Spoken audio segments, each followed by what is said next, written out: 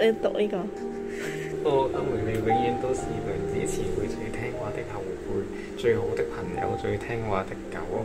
無論發生什麼事，我事都完全自願，而且享受，沒有任何被逼成分。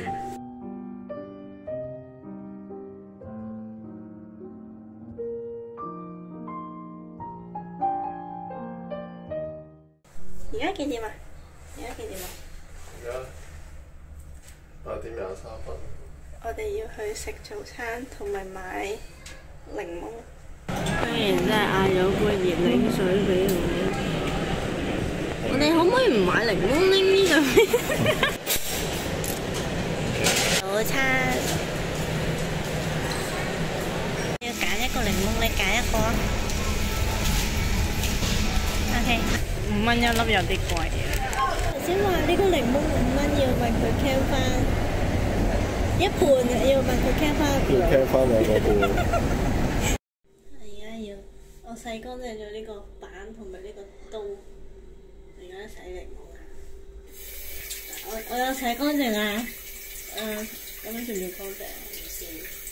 咁我哋切呢個切幾多號咧？咁樣啦，依解就拎去接俾佢食。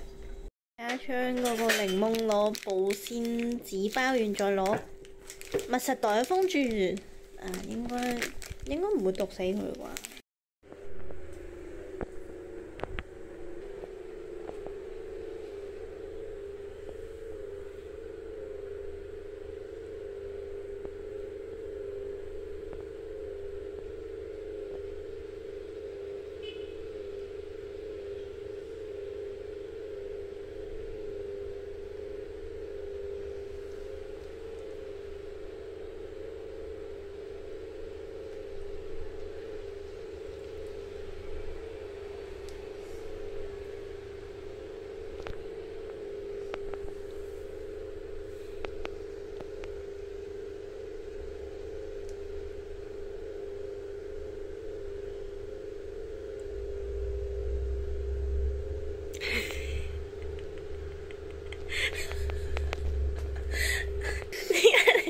點解你唔會酸到攬埋一嚿嘅？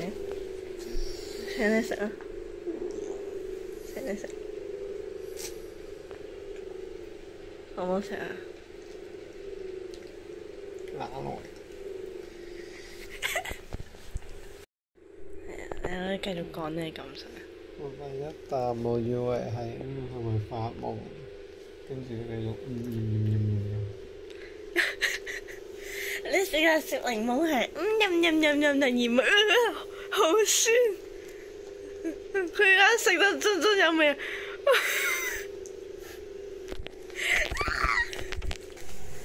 佢俾咗3蚊我。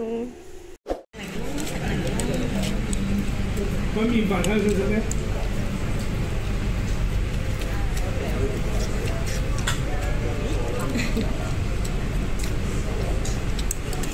酸唔酸啊？ OK 嘅。好唔好食啊？還好。